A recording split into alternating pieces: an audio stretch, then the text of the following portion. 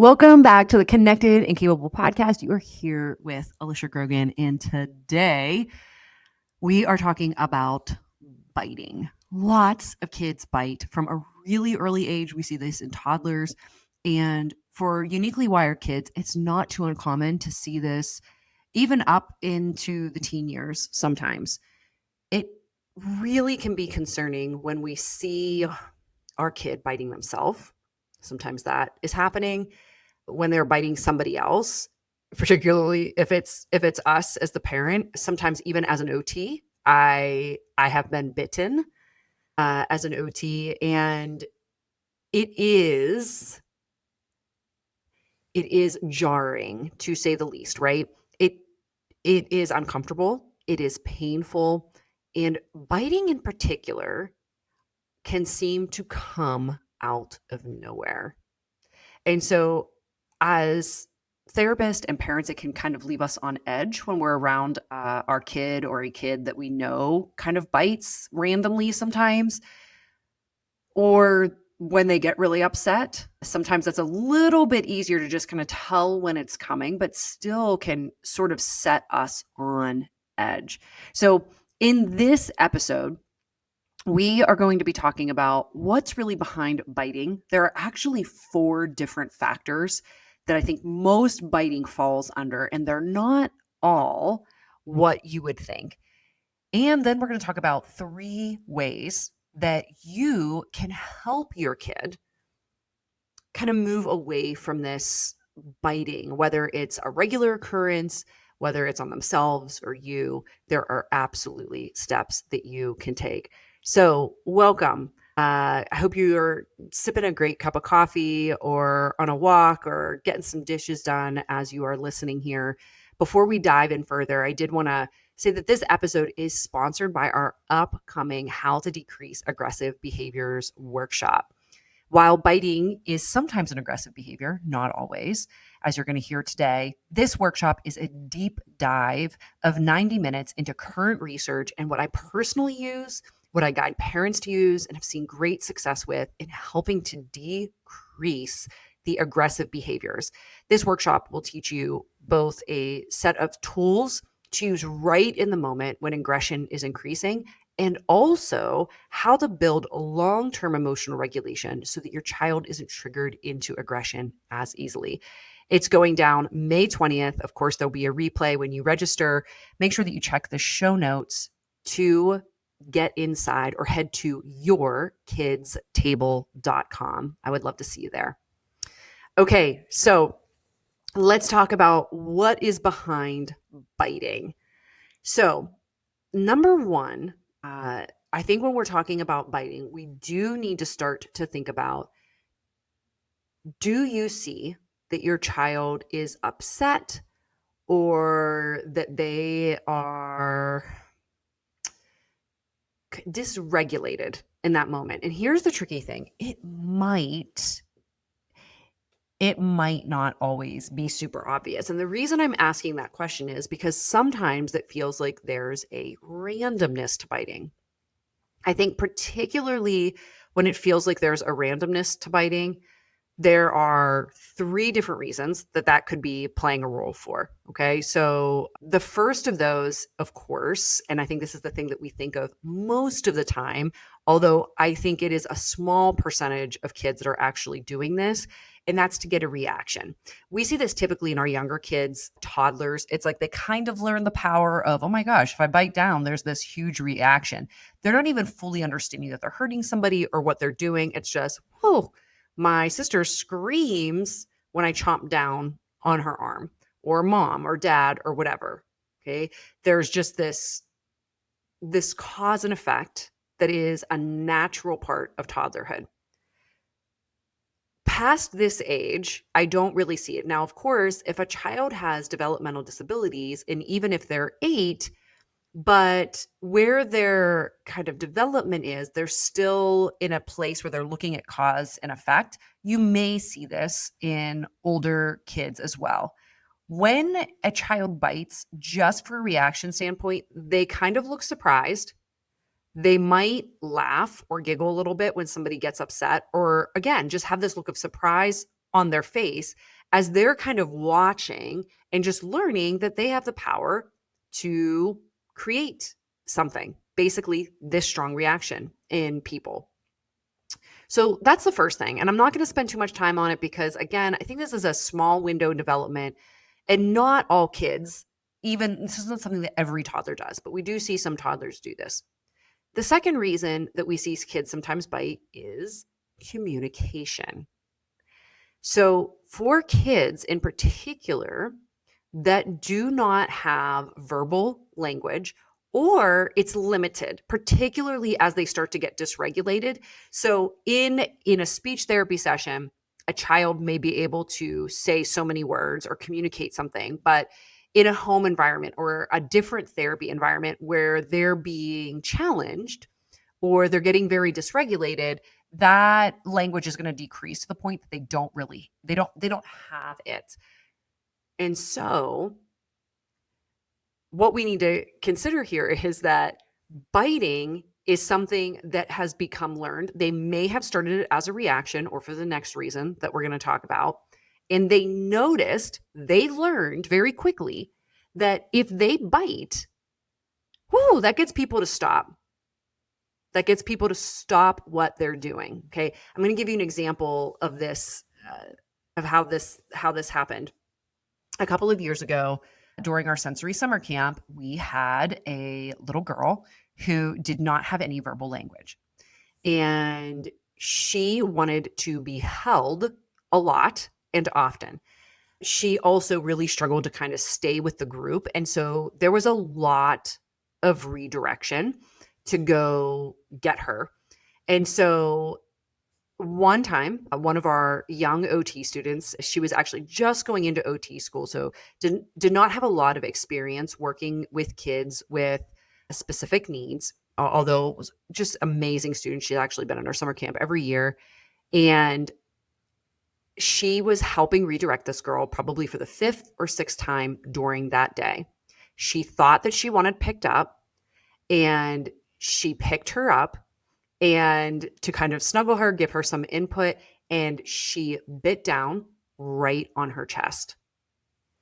And so in that moment, it was very obvious that she did not want picked up. She wanted placed down, and she had no other way to communicate that. Now, in hindsight, and what we talked about with the OT student is watching for body language cues more closely, not relying on that as a way to kind of help get a kid back all the time, especially when we know that, wow, they do have a sense of what they want to do, even though they're not saying that verbally, that we maybe need to show pictures to communicate.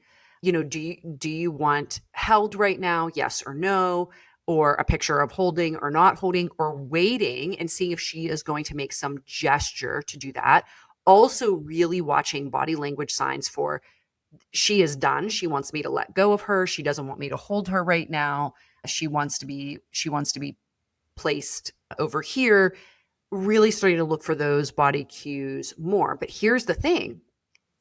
The biting just reinforced the communication loop there, because what happened when she got bit? She immediately put her down because she now has to deal with this pain and this pretty big bite mark that is on her chest.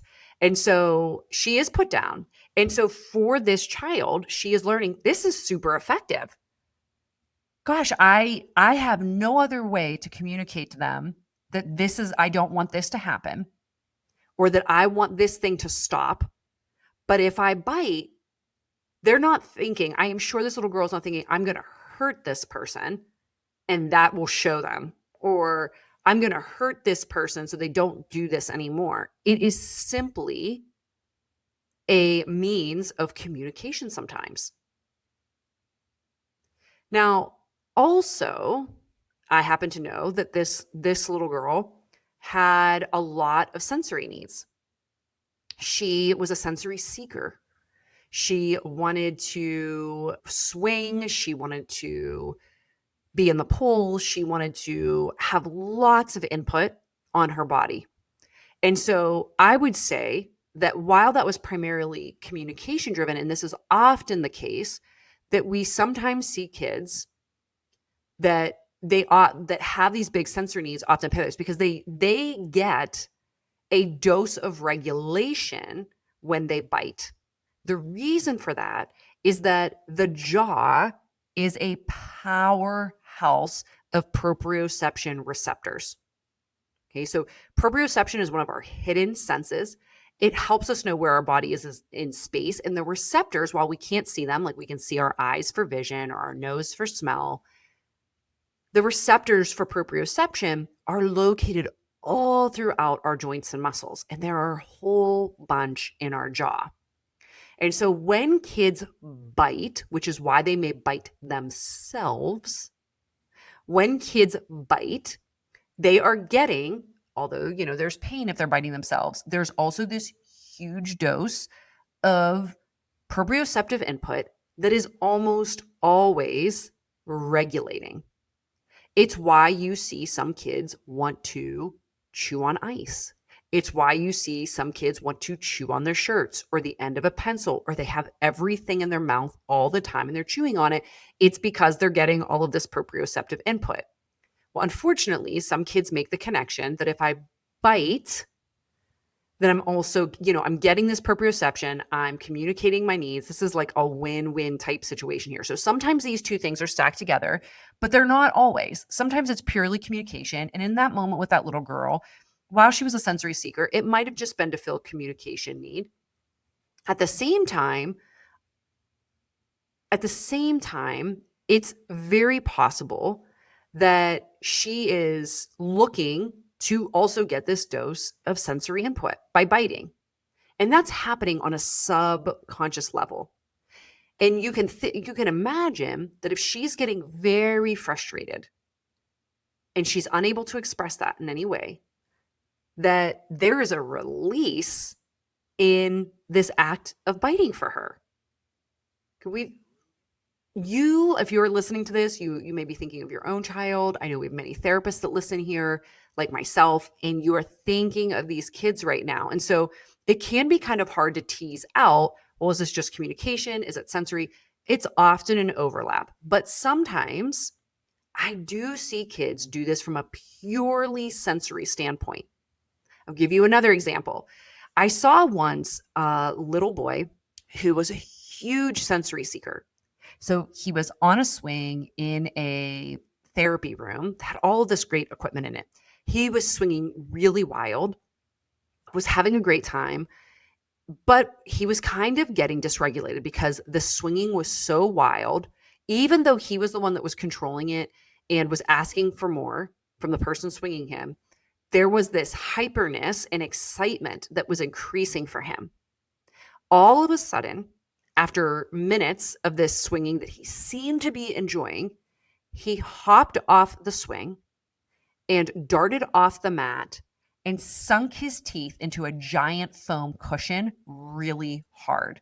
So great that he is not biting anybody else, but in that moment, his system was actually getting so dysregulated that he stopped instantly. And the way that he chose to regulate himself was biting. Now, this is really helpful information for us because in this instance, when I see this boy doing this, I think of so many kids that are biting other people, biting themselves, or again, biting numerous things in their environment.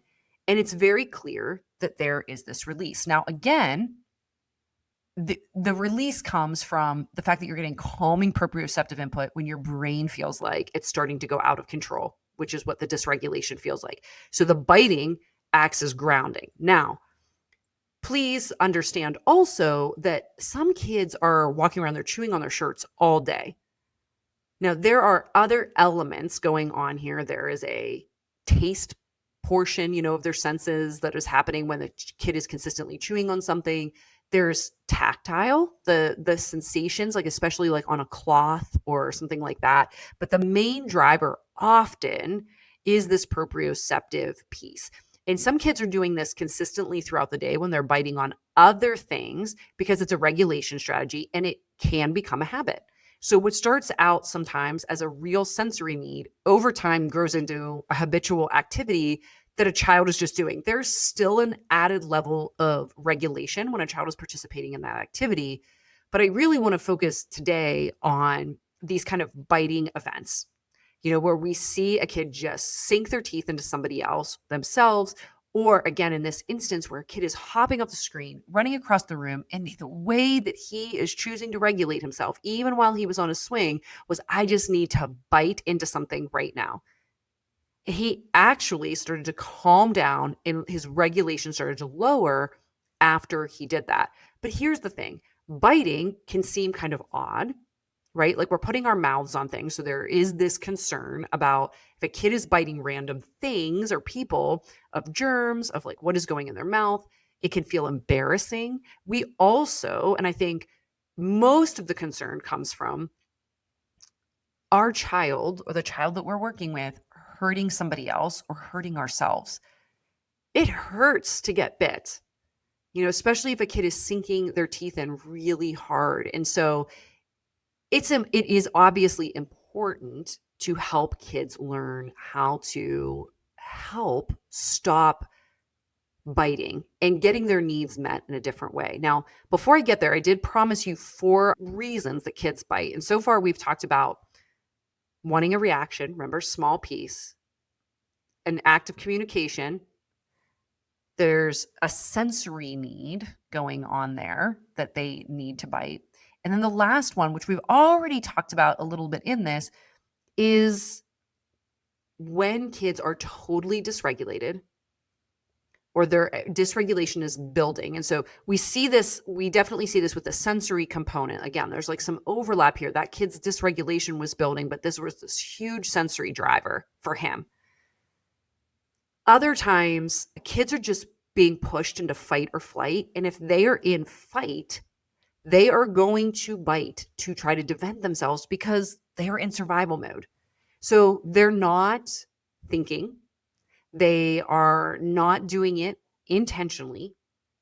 It is a release for them because it gives them something to do with the overwhelming emotions that they might be experiencing in that moment when their whole body is in fight or flight. That is not a pleasant experience. Your heart is racing, your mind, the executive functioning skills have completely shut off. And so your mind is solely focused on just surviving. All of these neurotransmitters are being released and chemicals are being released in the body to just hype up that kiddo that's being pushed into fight or flight. And the biting is part of the fight. And yes, sometimes we also see kicking and hitting and throwing and thrashing around. All of that is absolutely part of fight or flight too, when we see a kid moving into full meltdown mode.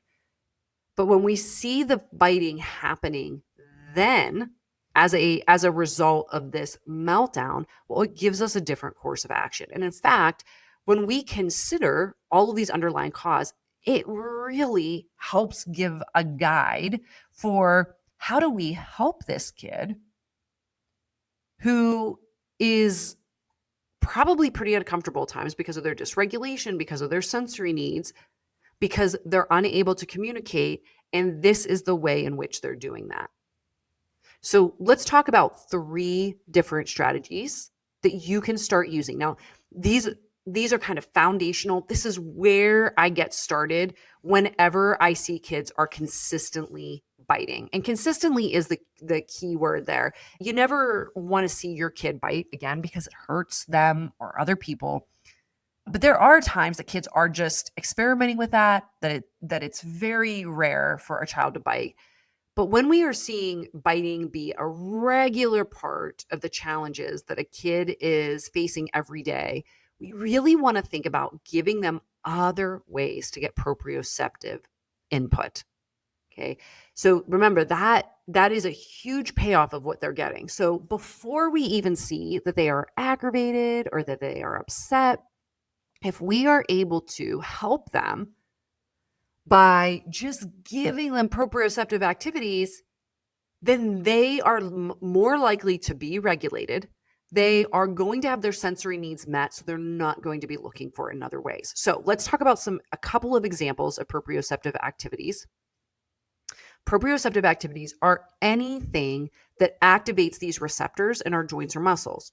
So, for when we're talking about whole body, because the proprioceptive sense is in charge of the whole body, even though the biting comes from the mouth. And it's, again, kids are going there with their mouth because this is just a powerhouse of it. But there are other activities like jumping, jumping on a trampoline, jumping on a bed, jumping on a couch, doing jumping jacks, doing scissor jacks, any of those types of activities, just jumping up and down on the ground, all give proprioceptive input. And so it might mean building that into your kid's day. Maybe before they go to school, maybe they frequently bite somebody at school.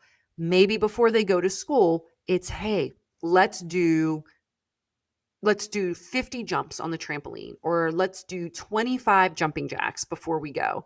And maybe at school, they have some of those movement breaks also built in, that they get a break where they can go jump or do some jumping jacks to help get that proprioceptive input in. Now, again, there are other proprioceptive activities besides jumping.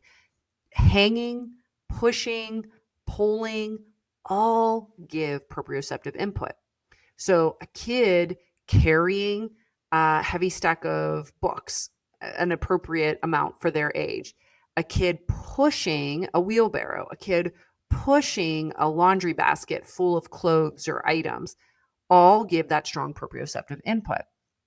And so we can also even just look for daily activities that help put this into kids' lives. Like, can they help unload the dishwasher? That's going to give some proprioceptive input. Can they help carry in the groceries? Can they help move the mulch that we're putting in the yard today? Even, again, if that's a small amount, if it's their own bucket, all of that gives input to the proprioceptive system. And when we put that into their day at regular intervals with just a little bit of intention, it can actually decrease the biting. Now, the second thing is we can also target proprioception in the mouth. Some kids, it really is like, I just want that. I want that biting. I want that crunching right in my mouth. And for those kids, we do want to think about giving them crunchy foods when they're eating anyways. Is there always a crunchy food there? Can they have carrot sticks? Can they have raw apple? Can they have roasted chickpeas or nuts or chewy things? Like dried fruits, like dried mango, like raisins that are going to just give them a lot of proprioception when they're eating anyways. Are they old enough where they can chew gum? Are they able to chew ice? Can they have a water bottle with a chewy spout on the top? Okay, like a camelback type one. So they can kind of put their mouth in there and just chew away on that. Those are the things that we want to think about putting in when this biting feels like it's coming out of nowhere. And then our last strategy is giving them safe things to put in their mouth. That impulse to bite when a kid gets dysregulated or they're struggling with communication, if they start to learn this is the safe thing to bite instead of dad's arm, that helps to replace this painful interaction, right? While the child's needs are still getting met. So that might mean, depending on the age of the child, that maybe there are some like toddler and even for preschoolers, chew toys around, like teething rings, those types of things. Hey, let's bite on this. There's also lots of plastic toys and fidgets that are mouth safe that just look like regular toys that kids can bite on, like plastic animals. And of course, there are chewy necklaces. So there are a myriad of chewy necklaces that you can buy with all different types of shapes and designs. Some even look just super kind of cool and sophisticated, something a teen could wear. There are playful and whimsical ones. I mean, really, the sky is the limit with these necklaces. And so your kid can wear them if it's an ongoing challenge, or you can have that handy when you see them starting to get dysregulated. It's like, hey, do you want to bite on this? As a way to help them, knowing that that might be something that is really, challenging for them. Now, if this is a larger issue of aggression and, there's biting is just one of a myriad things that are going on, or the biting is just so intense and difficult to control, maybe you feel like you've tried some of these strategies already, then I encourage you to join us in the aggression workshop. I mentioned that at the top of this episode. This has been a long time coming because we get so many questions about kids with aggression in the Connection Hive, which is our parent app where we put all of our regulation tools and strategies. But I wanted a comprehensive, clear guide where we really can cover it all. So it's a 2-hour workshop. It does include time for Q&A. You will get the recording. I really hope that you get inside and join us. It's happening soon, like this week.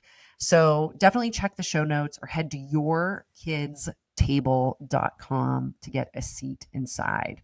If you're looking for some free resources to get started, we have those below in the show notes too, with some beginning regulation strategies.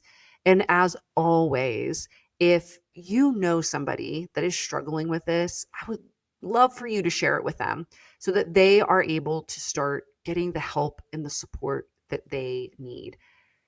The reason I do this and have been here since 2012 is because there are so many parents and therapists that are seeing these challenges and aren't quite sure what to do. What does this mean? How do I help my child? And so I want to just encourage you if you are here, because again, it's just so much about the type of parent that you are as you seek answers and seek to just support your child or the kids that you work with in the best way possible. So if you're about to conquer biting, take a deep breath.